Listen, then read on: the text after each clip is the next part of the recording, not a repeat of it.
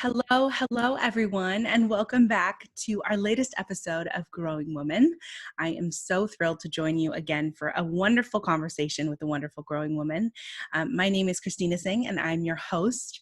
And today, I am so excited to talk to Sarah Cogan, who is a costume designer for film and television, and she's also the founder of Set Ready Go Garment Bags. And Sarah was introduced to me by former guest Stephanie Verschow, who I know so many of you love. So I can't wait to talk to Sarah today about her journey and everything that she's gone through and she's learned in her life. So welcome, Sarah. I'm so excited that you're here.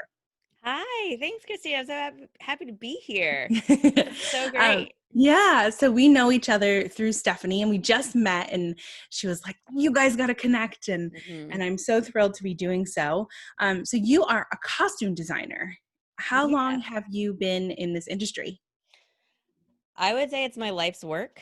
I started as a performer when I was a little girl at the age of like 8, decided that this is what I was going to do in my life, and then just pursued it from that point in terms of I thought I was going to be an actor and performer, and then in college became a costume designer and just fell in love with it and just thought it was like, this is the most amazing thing ever. And I also was like, wow, I'm surprisingly really good at this and I like this. And I'm, here I am 15 years later and I'm still not bored. And I'm even more passionate about what I do, so that's really fun. That's wonderful. So, you just said you decided to do this at the age of 8, or you were really interested in this at the age of 8. What sparked that? So I saw 12th Night when I was a little girl at Oregon Shakespeare Festival, which is, if anyone gets a chance to go, you should go when they reopen. Yes. And I just watched the show and I fell in love with 12th Night and the idea of performing and storytelling and what that is. And then from that moment, I made the decision that like, this is what I'm going to do with my life. And this is what I want to do. So I learned how to do everything and anything I could. Like I have the most random set of skills. Like I know how to do, some mixed martial arts. It's like stick fighting and like Filipino stick fighting and sword fighting, which is like basically prepping you for machete fighting. Like, no big deal. No big deal. And then I also, learned how to do box and kickbox and ride horses and trained horses for years, all for this kind of, and then took acting lessons because I was like, I'm going to go be this actor because that's obviously the only thing out there in the, entertainment industry, right? That's what we're told about, where there's the actors, the directors, and that's kind of it, right? So yeah. Oh, sorry, go ahead. No, you go ahead. So you were 8 and you had this experience at 12th Night, and that really launched into the like a theater kid mode, like theater kid activate. Yeah, but very like, I guess this is really indicative of who I am. Like when I want something, I then also am going to go out and like methodically figure out the things that I should know how to do. So the reason I learned all those skill sets was because I was like, well, actors have to be able to do know how to do stunts and know how to do basic things. So I want to be able to do those things in case a situation arises. Plus that gives me more to draw from and more to pull from, right, as an actor and as a person. So then fast forward, I'm 17, I lose my voice. I just spent my entire, like everything I did was in the service of this goal, and I've lost my voice and I can't sing and I can't do anything. And I go to college and I fell into costume design and just loved it. And then realized like, I don't have to worry about what I look like. I can, I have half a head of hair. Like I cut the one side really, really short. Yeah. And I would never be able to do that as an actress. I would never get hired, where I'd only be able to be hired as like the alternative girl. And so I mean, alternative girl 1 on the casting sheet. Yeah, exactly. And like, that just would be really limiting in terms of what's available to me, and so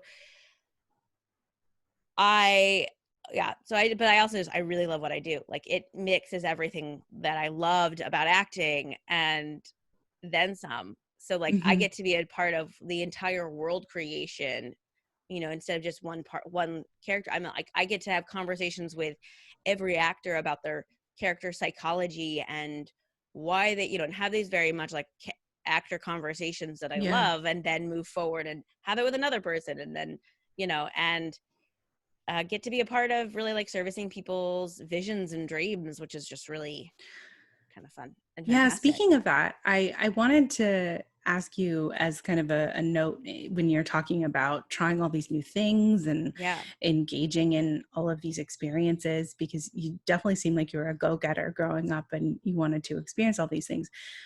What were your parents like, and how did they support that? And what Mm, did that look like yeah. growing up? Because I know when kids are doing a lot of stuff, it usually means that they have that freedom to do so, or they're kind of, Mm-hmm. our past guest Summer Rose negotiated with her parents to go to a bunch of life coach trainings Okay. when I she love was that. like 13. And so Love. I would love to learn more about kind of how your parents supported you in your endeavors.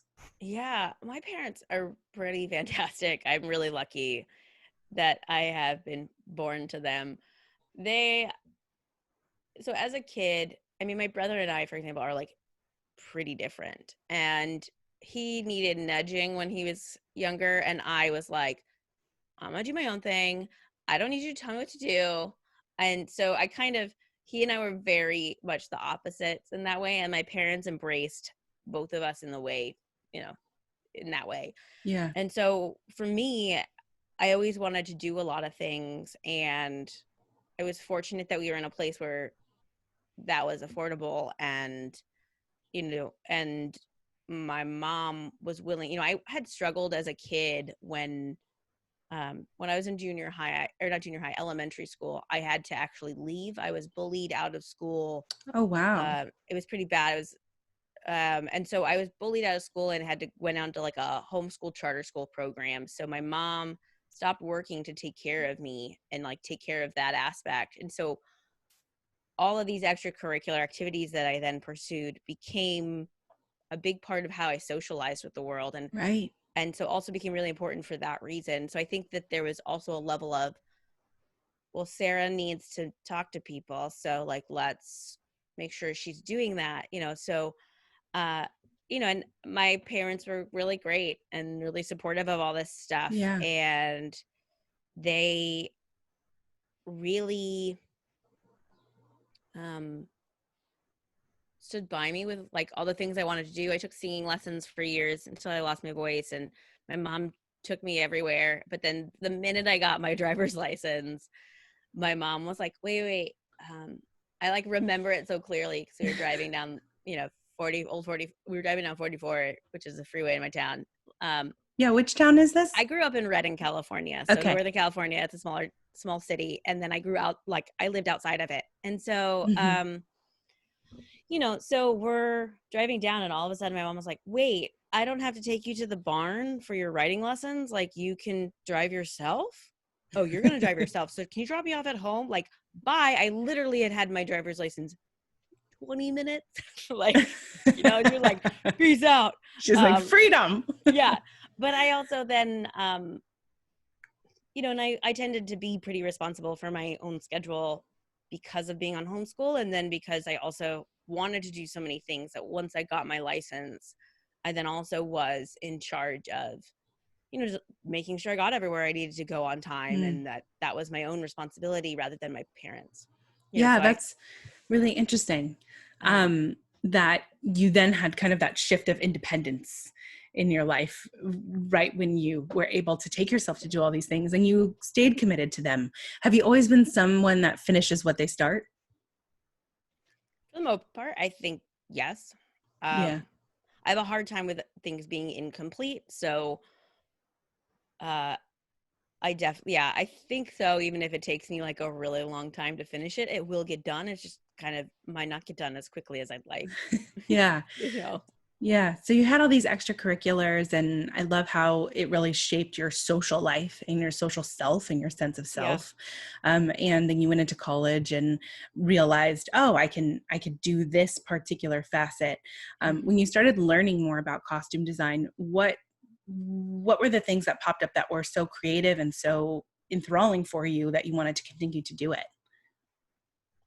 Well, what I love about costume design is it really kind of brings in all the different aspects of kind of my personality. So, like for example, so I get to do this like really deep, brooding thinking, rumination about like who are these characters and why would they do what they're doing, and what's let's say like what's their thought process and their story and their journey. And then I get to look at a bunch of images, and oftentimes I then do other research. So then I'm also reading about things that I maybe wouldn't have picked up because they didn't pertain to something I was doing. But now I'm thinking of this play that I did where it was about domestic violence, and I wanted to understand more about domestic violence and the world of these characters. And so went down this, rabbit hole of listening to women talking about their experience. And this woman who wrote the book, Dangerous Love or Mm-hmm. Dangerously in Love, it was a TED Talk. She said, I never thought of myself as a battered woman, Mm-hmm. regardless of the guy did poured coffee grinds over her head before she was walking out the door for an interview, and pushed her down the stairs. And she was like, I never saw myself as a battered woman. I saw myself as a really strong woman in love with a deeply deranged man. And that's Wow. such a different perspective than our social narrative for women for people in abusive relationships. So I immediately brought that back and shared that with the cast and crew. And so you know you then the work ends up opening up your eyes to new perspectives and if you're doing it right, you're really asking yourself, each world that you're creating on camera is a different, you know or even on stage, like they're different worlds, and they're worlds you're building from scratch, even if they Mm-hmm. are the ones that are set today and in this moment.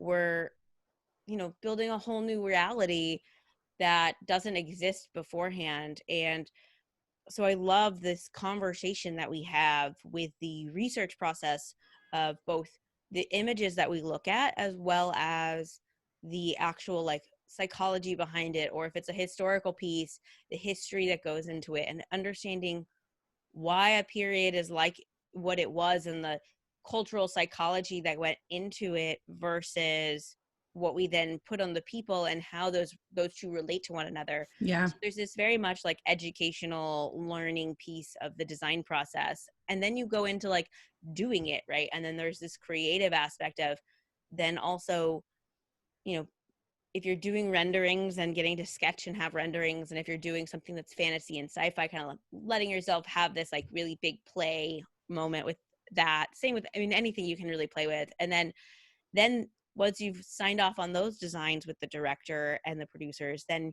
you're moving forward and you're looking for the actual pieces out in the world to then create this. So then it becomes this kind of scavenger hunt, treasure hunt Yeah. to find the right things. And there's this very physical aspect to it then, of actually physically going out and finding things and gathering them and putting racks and clothes together. And it's this 3-dimensional sculpture that we're building. And in that and then you get in a fitting room and you're having conversations about what this character is, and looking at the details, and then addressing, okay, now where you've got the actor in the conversation, if they're not cast before the design process, then you're then bringing them in and saying, here's where we talked about, now let's talk about what your needs are and what you see as the character, and let's bring that in. And so Right.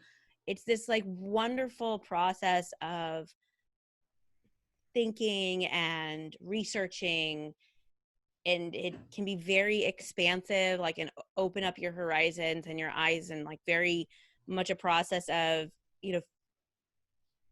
you want to have empathy as a costume designer for an understanding for every character you tell a story to. I always think of Robert De Niro, where Robert De Niro had this thing that this also really affected me as a girl, Mm-hmm. and as a person and as a creative. But Robert De Niro said to me, he goes, or not to me, but said to everybody but I'm like, yes, he said it He's just to speaking to me. me. But he was speaking to me in this moment through actor, the master class, Yeah. actor's master class. But that someone asked him, why do you play such, how do you play such horrible characters, looking at The Godfather and Taxi and all that stuff. Right. And he said, well, everybody does what they feel is justified in the moment. And that if out of all the options in front of them, that is the best one or the only one that they can see. And so for whatever reason, it's justified, and that it's not, and that having understanding for that was like really important. And, Yeah. yeah. So like, I think it's like, it definitely affects like how I go about life. I'm not always perfect at sticking with that, but like, that affected my life thing. And then it really affected how I approach, my conversations with actors and directors, and like looking at these characters and who they are, and finding something about every character that you like and you love, because we all make choices in our lives that we are and are not happy about, and Yeah. they and that affects us as who we are. And so that's my job as a costume designer. Yeah, Is I think that's very beautiful. And thank you for outlining all of that. I'm curious how costume design and how going through this process, this basically character dissection, mm-hmm. has influenced how you view people outside of the costume world. Like, are you looking at people's costumes they're wearing outside in general, and everything we're wearing, and building characters around that? How has it changed your perspective on people in general? I really value, it's funny, I've had conversations about this. So with like other designers, I really value the individuality that you see with how people wear their clothes, because it's not about, especially when we're doing contemporary, we're going out and we're buying clothes and at the stores, and then we are putting them on bodies, and you're like, great, I bought the shirt and these pants and this jacket and like the shoes, and there you go.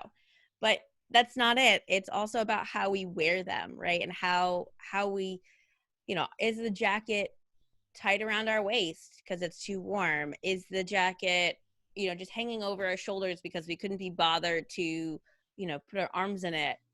Or in one of my colleagues' son says, or are we like being rich, right? Like rich ladies wear their jackets and Yeah. blazers over their shoulders, right? That was his perception as a teenager, So, that becomes, how are we wearing this? And so I love to look at everyday people and see how they wear things, and also how they put things together, because people walk out the door and they're like, yes, I look great right now. Or like, I look okay. Or like, this is passable, or whatever's Yeah. going on in their mind, right? Because my professor in grad school used to say our clothes are our barrier between our personal self, like our private self, like our naked self, and then the public self, right? So Yeah. we put on these clothes and we, especially like, we have our leisure wear that we maybe wear at home that nobody ever sees us in. That a lot of people are wearing right now.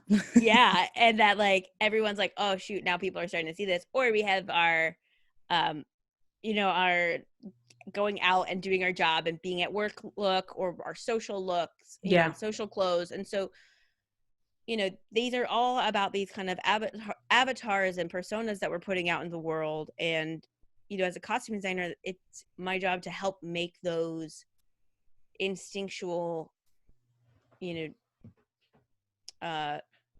moments for the viewer and the audience to understand who these characters are, and to bring a deeper level, and to really help round out who this character is and how we see them and how they relate to the world that they live in, right? Like, you Mm-hmm. can really tell a lot about a character by just whether or not they're like the people around them, or if they are different from the people around them. Yeah. I'm curious how this relates to female characters that Mm-hmm. you've helped design, and what are some trends that you've noticed with female characters in general? It sounds like you've worked across the spectrum Mm-hmm. in on various projects, but what are some things that have really popped out to you when creating this character for various women? Yeah. Uh, the interesting thing about designing stuff for women is it's definitely been a changing shift in the actual kind of characters being represented. Mm, So you're getting much more of uh, you're getting more deeply thought out characters versus, often like you know, side points, Yeah. uh, so that is great because we're getting to do more interesting things with telling women's stories. I think a large part of, I mean, my job is, also filmmaking, and what I do as a creative is a visual art based in literature. So I'm also very much tied to the script and tied to how we're depicting the script and how we're depicting the stories. So you always have to start with the script of who's this character in the story and what do they need. And then, it's always about trying to find a way to really bring out something that's positive. And I also feel really strongly that as a costume designer, unless an actor wants it, personally, like I don't like to start at a place of sexualizing a woman's body, Yeah. because we're everybody does it anyways, regardless of gender, right? We see an attractive man if we're interested in men, and we're like, damn boy. That's the same as a guy being like, damn girl, like, Yeah. ow ow. That's the same. So we all do Yeah. that. We don't necessarily need to hypersexualize a woman playing a detective on camera, like that. Maybe like we can kind of dress her in a way that's comfortable for her, and Right. less about her body and more about her character as a person, right? And so I think, like, in that sense, like, that's something I'm personally like very conscious of, and also like only using you know the sexualization of the body when it's needed for the story rather than as a given. And like there's definitely some shows where you look at what people are wearing and you're like, cool, the producer is definitely pushed that, or somebody pushed this really hypersexualized female, and you're like, Hmm. that's real, like in the job of the character, like that's realistic, okay, like Yeah. Well, um we see it all the time in film and media, and there are different, there are various documentaries like a misrepresentation that is yeah. that's talking about these images that we're seeing. Have there been shifts that you've noticed recently in your world on dressing women? And like you said, the man you mentioned said rich women wear their blazers over their shoulders, or have there been shifts that you've seen that have directly impacted the work that you have done? Yeah, I mean, the shifts really come from the new characters being portrayed, right? Like Right.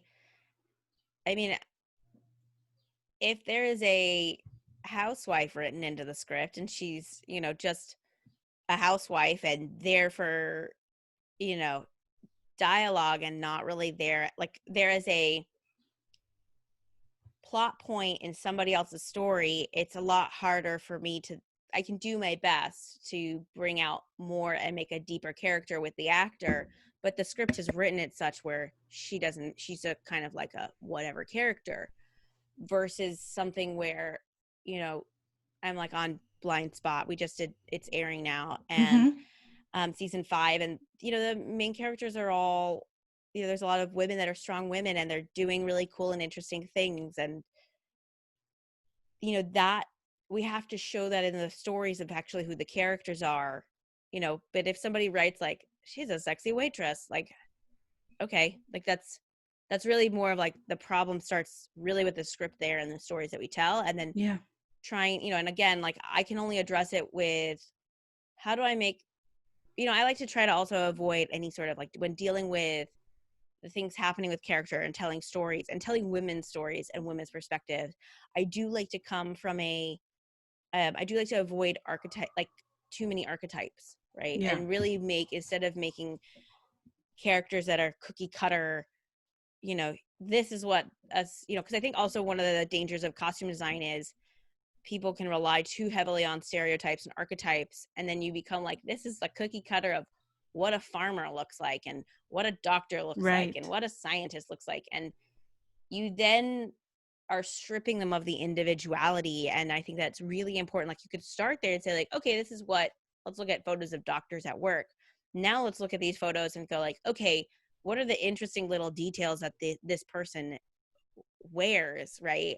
Like, oh look, this, they've got like a little necklace, or they've got this, like they've got a couple bracelets around them, or around, or some earrings that are interesting. So it just becomes like, it's funny. I had a medical procedure done, and my doctor was in her full scrubs and she had her earrings on, and I was like, "Oh, Wow. I love your earrings." And she was like, "Oh my gosh, I can't believe I'm wearing them." So I forgot. And then like she came back later and was like, "I shouldn't have these on in the OR. Like that's not professional." And I was like, "Oh, I thought it looked cool." It was Right. like, Like, because you're getting that sense of her personality. You're getting the yeah, human connection of yeah, what made her her. yeah. And um, I really want to talk about what moments have really challenged you in your career. I know you have Mm. been studying since college, and you mentioned that you went to grad school, and that you've worked on a number of projects. What have been some of your most challenging moments? Navigating the human relationship is always the hardest part, I think, of any Yeah. job in any workplace. And, asking questions and, you know, there's like, I'm like, all right, which one do I want to start with is my thought. There's the actual like act of like learning how to do your job, right? So there's always that of like, Yeah. I always feel like I'm always constantly growing and learning on a job and challenging my skill set. So there's that side of like the learning and growing part, but then there's the part of like, how do you manage expectations, and how do you, when you get negative feedback or you fail, how do you internalize that? Do you internalize that? How do you hold the people that give you that criticism? How do you hold the criticism itself? Like, what is it that I have moments of my career where I literally have heart palpitations when I think about Mm, them. I once was early on in my union part, like I'm a member of USA 829, which is the union in New York. mm, And so I started shopping, and I got asked to shop for somebody, and I was really excited. And it was right when I had started my garment bag company. So I was like, this is the job I've been waiting for, like opportunity to like shop for people and just kind of come in and shop when they need extra help, but then like be able to work on my company at the same time. And, yeah. then in this time, I just failed miserably that day. I also realized that I didn't ask the right questions, because I didn't ask the right questions. That was definitely my problem. And I got a little too in my head about the choices I was making. I got very nervous. So I was second guessing myself. And then I also took, the measurements that the costume coordinator had sent me and or given me, and like didn't write them out in how I needed to write them out. And I didn't take the time that I normally take to write my list out and like get really clear and write sizes next to things and just make it so that basically I have to turn everything into a to-do list and Right. a checklist, and in some ways glorified errand running. And so I didn't do that process for myself. So then this day ended up crashing and burning, and I ended up, you know, not delivering at the standard and the level I like to deliver at, and I didn't, and then having someone really mad at me who was Yeah. like, now I have to come in tomorrow and work. And I was like, well, let me help you. I can help like make it faster. And they were like, basically like, I don't ever want to see you again. And it was like, okay, like this is bad. Like this is really, really, really Yeah. bad. And, at the beginning of your career, that feels so devastating. And I still, like I said, I still get heart palpitations from that. And that was 5 years ago. Right. Well, there are Um, those moments that stick with you in your career yeah, where you you have that failure, yeah. and maybe that person will never ever remember it, but it stays with you. What did you learn from that? How did you take that lesson and move it along? Well, I learned what to ask for. I had never been on a job. I I had shopped on another job, but like I'd always shopped with people I knew versus somebody new and not knowing, so I hadn't really worked with this team before, and I'm being asked to shop, and I just realized like questions that I should have asked of, just the resources and the help that I needed to do the job. I had a lot of clothes to buy, and I needed to be able to go in and get out, and I didn't have the help for that. So like I didn't have a car to then dump all the shopping in. I had to lug it from store to store until a PA could come and meet me. I could dump it with them in a cab, and then they could like take it back to the shop. Yeah. So that slowed me down and also limited my ability to buy things because I can only carry so much. And so it was just kind of not asking for the help that I needed or getting really clear on how I was going to need things to go. You know, Yeah. that was the, Right. Being an advocate for yourself yeah. and understanding that advocating for yourself isn't a bad thing. Right. And also that I'm like advocating for myself is also just being realistic with people about managing expectations of like, okay, you want me to buy, a 6-foot rack of clothes for 7 people. That, you know, that's a lot of clothing. And I'll tell you right now, like, even now I'll say like, that's a very high, tall order for somebody. And that's giving them a car. And, I shop really fast and I'm able to do that. But like now, Yeah. but at the beginning of my career, that's like, oh my gosh. You So need more resources. Yeah. yeah. And like knowing that now, I'm like, okay, Hmm. I can kind of also be a little kinder to myself with that memory, but it still is like, okay, we've got to ask the questions that we need. And, and you might not know what you need. So the other thing was like, I didn't realize I needed these things. And it wasn't until I finished this day and failed miserably that I then realized that I didn't ask the questions that I needed to ask because Yeah. I just had never been in this situation before. So, learning to ask those questions can come before or after the situation, and then just being willing to then ask those questions next time and know that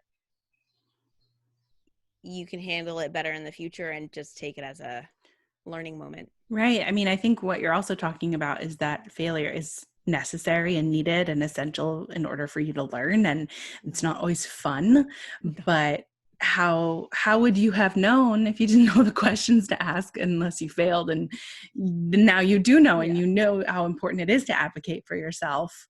Mm-hmm. I love that so much. And I think that is something we can all relate to, having those moments of failure and being like, oh my gosh, why didn't I see this so clearly? I wanted to go back a little bit, and because you were talking about terms like costume coordinator and shopping, what does the costume department look like? Like, Mm-hmm. what people are you working with in your Yeah. role? So it depends on the role of who you work with. So you have every costume department, you have your costume designer, and they're in charge of overseeing the total aesthetic of the clothes you see on camera. And they are a part of building the character, and then they oversee and manage the rest of the department. So you then have 2 branches.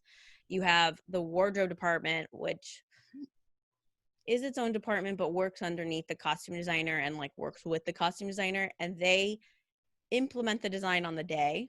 So their job is to, set rooms up and take care of, maintain the costumes and do any alterations that need to happen. And then you have the costume design branch and the assistant costume designer. So, and the assistant costume designer's job is to help facilitate the design process. So that's researching, gathering resources, whether it's like actual clothes, whatever it is that we need to then achieve the design, whether it's actual clothing pieces, costume rentals, or materials and fabrics and stuff to make things, Got it. as well as if you need a graphic that then needs to be put on a shirt, are you making it in your department, or is it something that's being made by the production design department and their graphic artist? And so then you need to then get that graphic to then make custom shirts, Mm-hmm. so then you have like the assistant costume designer who's helping oversee that all of that's getting done, and facilitating the designer however the designer needs and wants to be facilitated. And then you have a shopper or like a second assistant, and they report to the assistant costume designer and the costume designer about what they're doing and what they're, and again, all of these departments kind of vary in how the actual workflow goes and Right. responsibility goes, because it depends on how the costume designer likes to work and what the costume designer needs. So that can definitely change, like when you're, working under other people. And then you have a costume coordinator, which is a New York position. And that's someone whose sole purpose is to oversee all the accounting for your department, and for the costume department, and tracking of all of the assets that we purchase, as well as, you know, all the receipts and all that paperwork that then has to get turned Wow. into production. They also oversee the PAs, who are production assistants for costumes, and will then work with them in terms of managing incoming shopping and checking that in, and then also checking it out and like packing it up for returns, and then doing the return process of like Wow. taking things back to the stores. So, you know, you want your, you know, so there's a kind of a lot that goes into the overall kind of work of that, but that's a basic kind of um, structure of a costume design department and who does what. Interesting. When you first started doing this and you Mm-hmm. got your first job, what did that Yeah, feel like? it was really cool. I mean, I was right out of grad school and I got a play. I mean, when I first started, I was doing like a lot of theater. And so, you know, I was designing a lot of shows and working for very little and trying to eke a living by and make some momentum. And so, uh, yeah, so I felt great. I mean, it was interesting. It's like, but then also scary. You know, I kind of Yeah. say like things were terror exciting because it's like, you know, terrifying and exciting how I like got this responsibility to do this, and then also, but then I really want to do it right and do it well, and you know, I want to get another job, so I want this to look good, and you know, it's a very different industry than others. You know, I Yeah. mean, you know, on the juxtaposition of all of this creative costume design work, like I mentioned, I have a garment bag company that Yeah. kind of was born out of this.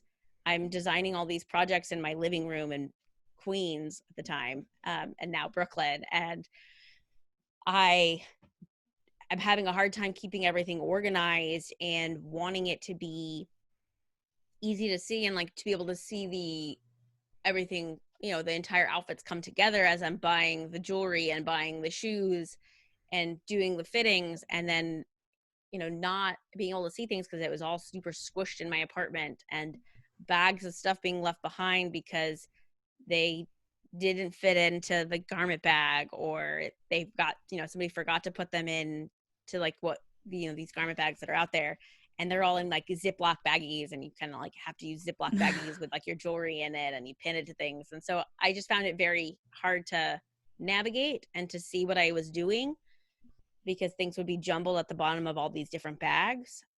And then, so I created this garment bag company that organizes your entire outfit from head to toe. So there's pockets for your jewelry and your accessories and your shoes. It's called Set Ready Go Bags. And that was this kind of need. So all of a sudden in my like journey as a creative, I then put in a very like I put in a product as part of it. So then had to learn, Yeah. you know, so part of my journey as a person over the last 5 years has been not only getting better as a costume designer and getting, you know, further in the industry, so working on major network television shows, but then also balancing that with this new like learning about being an entrepreneur and learning about business and challenging my limiting beliefs around that to then create this product company and something that's a very different world from what I know and what comes to me now as second nature. So Yeah. I wanted to um talk to you about the garment bag company. And yeah.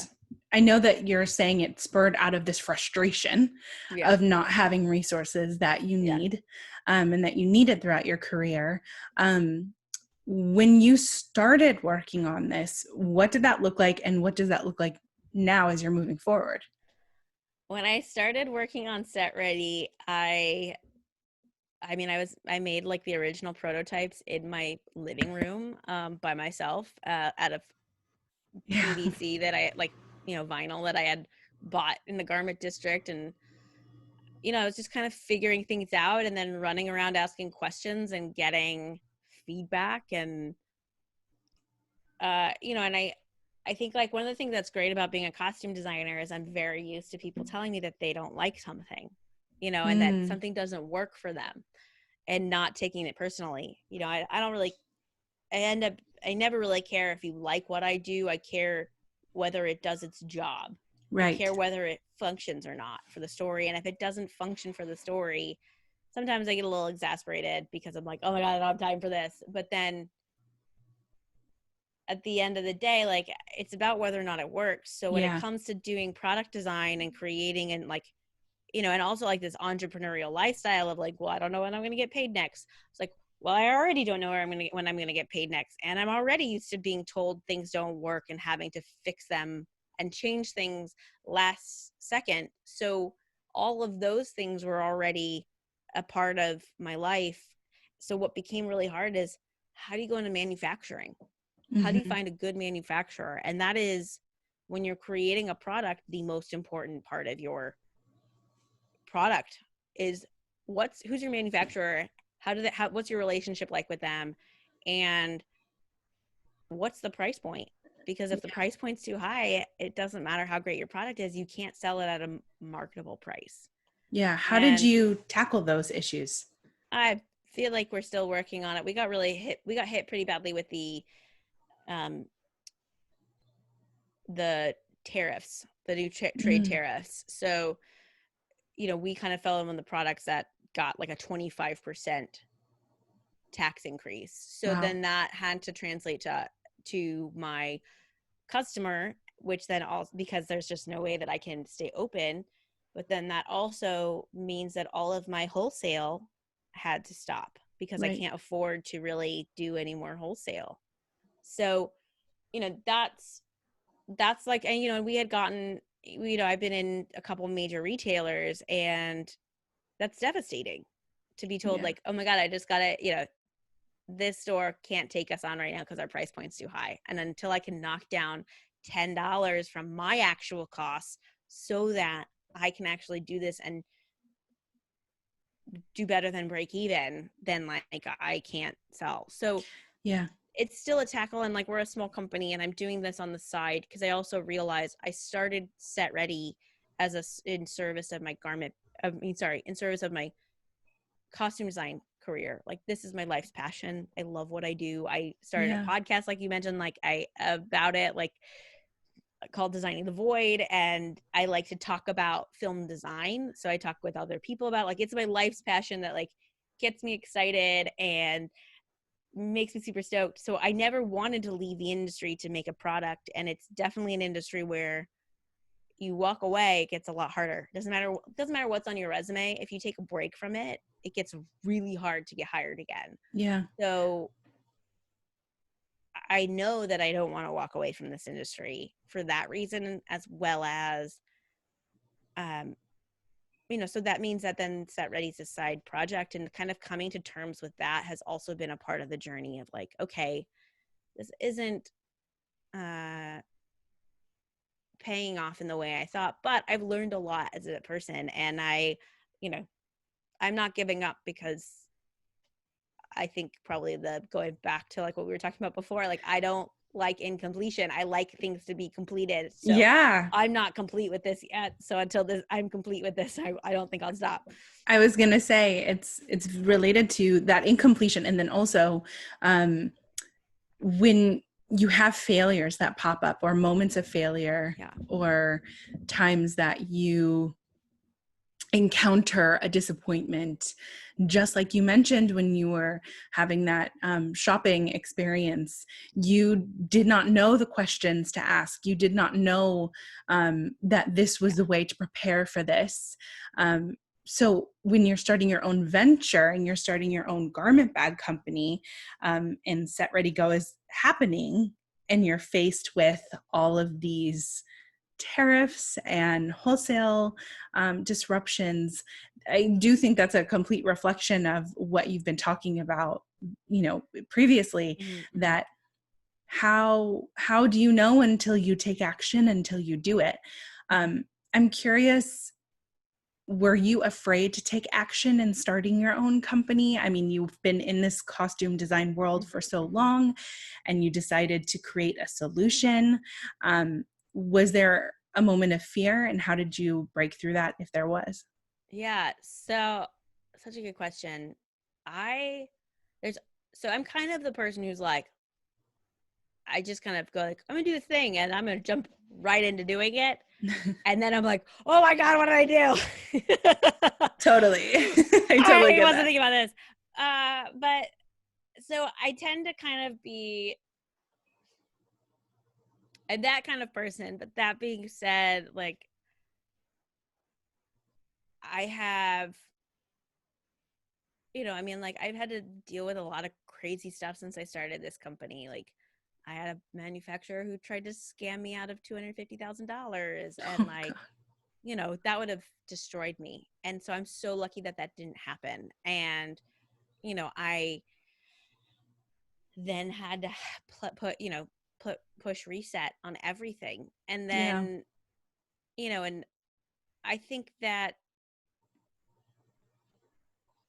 it's funny. I'm like, I don't actually know if I would have done this differently in the sense of like, this Mm-hmm. is where I was when I started and this is where I am now. And I've grown a lot as a person, and there have been some really, really, really hard moments. And I think that, and I'm also, you know, the biggest thing is when you hit them is hitting, looking at dealing with them head on and getting a good support system around you. Mm-hmm. And, um, yeah, I mean, I'm not even sure if I mean, it's so funny. I don't, it's just, now it's becoming more of this kind of fun curiosity to me about my product and like this fun curiosity of like, what can I do? So like in this time Yeah. of COVID, I can't be on set. So what am I going to do?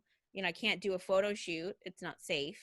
So Right. what am I going to do for, product? So, or for product photography. So I've ordered some mannequins and I'm going to like kind of stretch my creative skills there. And, realizing like I really like the marketing and like advertising side of the industry. So, and I do that already. So like falling in love with that and allowing that to be the thing that I'm falling in love with and focusing on versus going out there and being like, how do I make more money? Like Right. I have to make more sales, have to make more sales, have to make more sales. Yeah, So it sounds like you're embracing the passion that you have or embracing the creativity. And those sales, those moments will follow because it sounds like that's what you've done in the past. Fingers crossed for sure. yeah. But you mentioned support systems. Yeah. Who's your support system? What allies have you found and who's Yeah. helped you grow throughout your career and then in this new adventure and your podcast? And Yeah. you have so many facets in your life that you want to tap into. Who have been some allies and support systems for you? So many people. I mean, my parents have always stuck by me with all of this and are like, we just had a really vulnerable Yeah. call on Sunday where I was like, I need to talk to you guys about some stuff. And like, knowing that I'm really working this year is my goal to like get financially on my feet and like kill my credit card debt. And so, having that vulnerable conversation about that and like needing support and, Yeah.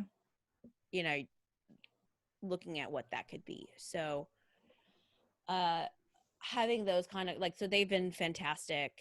My roommate is like my big cheerleader champion friend, and like we've been friends since we started costume design together. So like she's been through a lot. So I think just having a couple of those really good friends that you can talk to, and also breaking out of my design industry and meeting people in the business industry and learning that world and that language. And I think that that's also been important. And I'm also a part of like communities of costume designers and filmmakers that I like to help and be supportive to, and in return they always champion me, and that's really great. So Yeah. we kind of champion one another, and I think that's super super important. That's Just great. um Yeah. yeah. What advice would you give to people who are entering into both the costume world first and then the entrepreneurial world? Well, I would say that as a costume designer, you are an entrepreneur.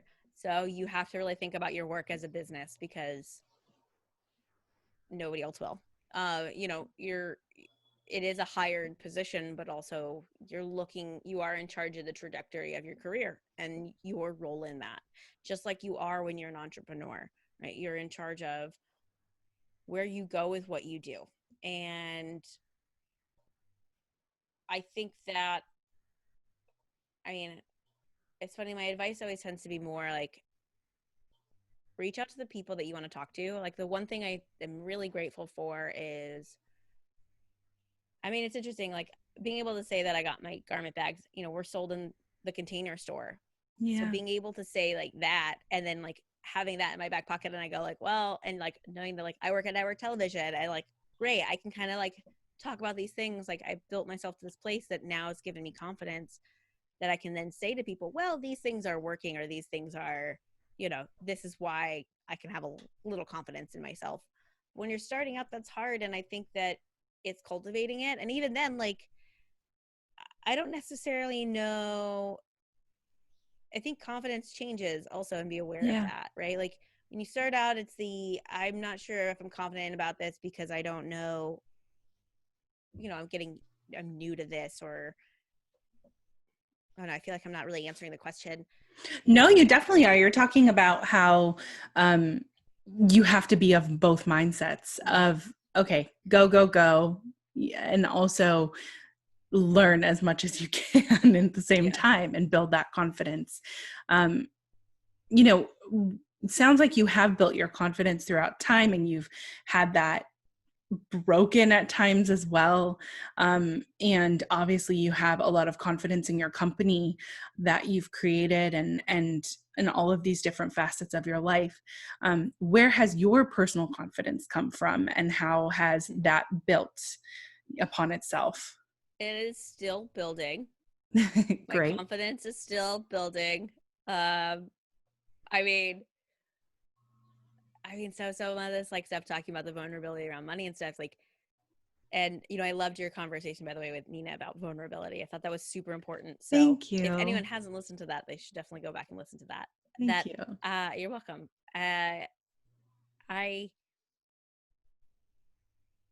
you know,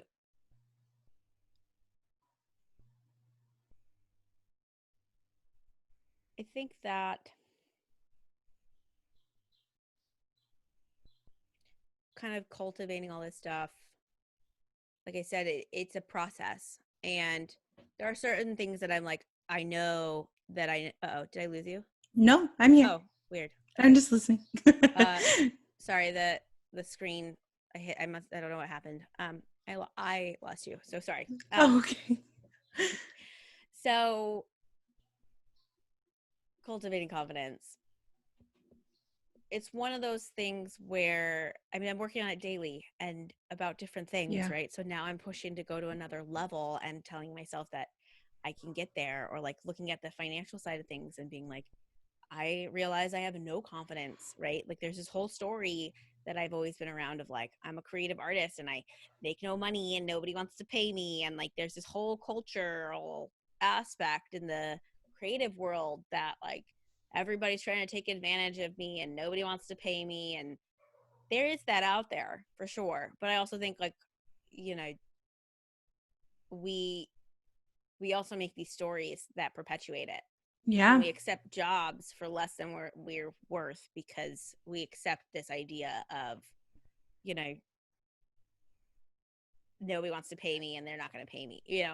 So I think you can definitely, there's definitely that aspect, but confidence building is like it, finding that confidence of like asking for what you're worth or knowing that I can put things out in the world. Like this just happened. I've been doing all these webinars lately. And so I'm trying to tell people that I know that, hey, I'm doing this webinar, come join me. Like, it's going to be fun, good conversations, this, that, the other thing. And I feel super salesy about it. And it makes me really uncomfortable. And somebody responded and they were like, well, I can't make it, but this, that. And I was like, people hate this. I'm annoying. This is terrible. And I had to like literally walk Right. myself back off the edge and was like, no, That that story. yeah. And they also like, she responded to me genuinely and like, there's nothing wrong with that. And I'm just inviting people to come and hang out with me on these online platforms that I'm hanging out on. And if they don't want to come, that's fine. But I would hate for them to say, oh my gosh, why didn't you tell me? Right. Right. Like Well, I feel that there's, way when people don't tell me about something. And so then I'm like, oh, I would have loved to have come. I would have loved to have tried to see if I could fit in my schedule. So yeah. Yeah, I think what you're talking about is the value that you present to others and the perception of value that is Mhm. presented to you.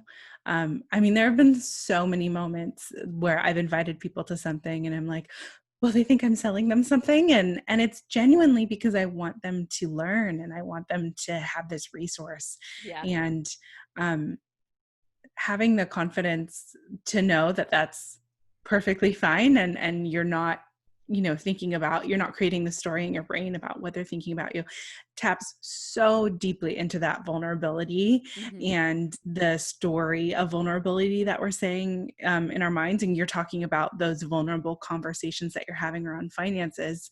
um, it seems like you're learning more and more about vulnerability right now in your new ventures, and Hmm. you're tapping into this side of yourself that maybe you haven't before. What are some goals that you have for yourself moving forward? Yeah. Well, like my goals for my garment bag company are to,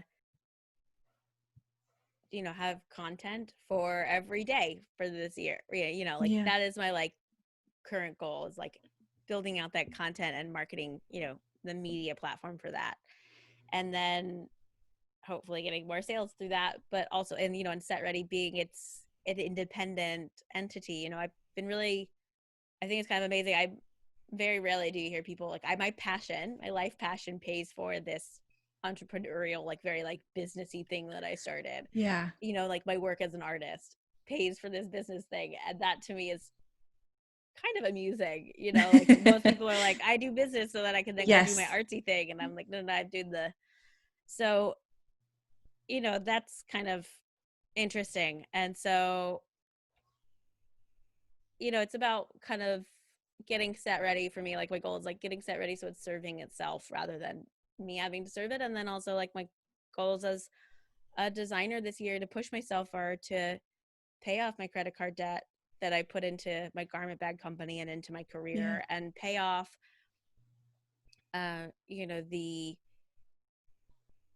any other debt, my student loans, and really kind of break out this year as a designer and start, being department head on my own, you know, Hmm. union films and stuff. Like that's the goal. So I think like that's kind of where I'm pushing myself, and I'm asking the questions that then need to happen. Like, what do I need to do? Who do I need to talk to? How do I need to be in order to get to this place? I do find it interesting because I don't know if I necessarily always really resonate. Like I've had some very like you're a woman, therefore you'll never get hired Mm. conversations. Like, but I've never really felt that in my Wow. normal life. And so it's never something I take into consideration, and same with like, I'm interested in just doing my best work and showing up and being like, see, I can do this. So, Yeah. uh, that's kind of really where I am as a person. And when it comes to like achieving my goals, I've always kind of just identified like I'm a person and I'm a human here Yeah. among other humans, and we're just all doing our own thing, trying to make our way, and being advocates for what we need. And that's just a part of, so that's also part of this journey this year is like, how do I advocate for what I need? Yeah, I love what you just said. I'm interested in doing my best work and showing up. I think that's vital and key. And it sounds like that it really is the heart and soul of who you are. Like, I'm interested in doing my best and showing up. And I think that is really hard for some people to show up. I think doing the best they can and showing up is not always easy for folks if they're not aligned with their passion. Mm-hmm. And as we wrap up, um, what moments do you what big moment do you want to take with you moving forward into this new chapter, um, and what do you think people should know about your journey that you'd want them to understand a little more? I mean, I think the thing I'm taking into my next chapter is like we get to rewrite we can rewrite our story at any moment, and we can reframe how we see ourselves in any moment. And it's a choice we make. So I think that that's the most important thing in terms of like my journey as a person. And I mean, I've had like a lot of crazy experiences in my life that I could have easily used as reasons to shut down as a person, or like not, you know, not achieve. And people would go like, well, that makes sense. Of course you would have given up. Of course this or that. Yeah. And I think like when it comes to the journey of knowing, like, I'm getting more confident myself in this, I have the ability to erase the discomfort that I feel. I have the ability to remove and to get rid of things in my mindset that are keeping me from being happy. Right. And so I think that when it comes to this journey, I mean, I also think I've taken a step back from the emotional side of it, which has been really helpful. So looking at, we kind of talked about a lot of stuff. Like I have Yeah. a lot going on in my life. I like it that way.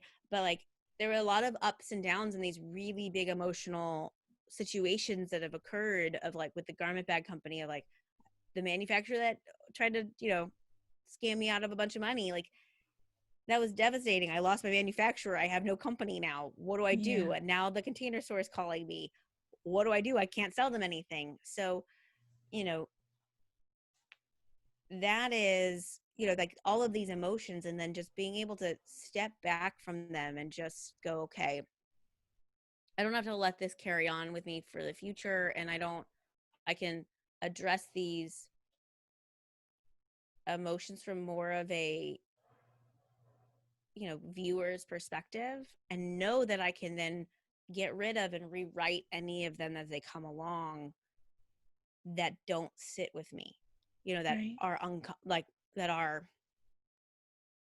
I mean, I think there's definitely the question of like, obviously, I obviously we want to be good people in the world, or I say obviously, but maybe that's not obvious. Like, I also like, maybe people are, what are the stories that you have that are in your world that seem so concrete and so true? And the question is, are they really true? Right. And so Right. like, that's the work I'm doing, and that's what I want to carry forward, but also what I want others to take away from my journey. Yeah. And as I say, I carry it forward, I'm also like, maybe I should also like carry that back into the past. Maybe, right? Like, you know, Well, I think what you're saying is you're always growing and you're yeah. always learning and you're evolving, and lessons are coming your way left and right, and there are failures and successes, and it's all part of the story. And I really cannot thank you enough for sharing your story with us today, and sharing your journey, and talking more about what drives you and what fuels you and all of these facets of your life. So thank you, Sarah, for being here. And where can people find you? Well, first off, thanks for having me. This was really lovely. So thank you. You can Yeah. find me in a few places. You can find me on Instagram. My personal account is Sarah Cogan Designs. And then my podcast is Designing the Void. And my garment bags are Set Ready Go Bags on Instagram. So you can kind of find us there. And then the websites are sarahcogan.com, designingthevoid.com, and setreadygarmentbags.com. Perfect. Perfection. Thank you so much for being here. And thank you all for listening to this episode of the Growing Women podcast. And we will see you on the next one. Thank you for being here. Thank you for listening. Bye. Thanks.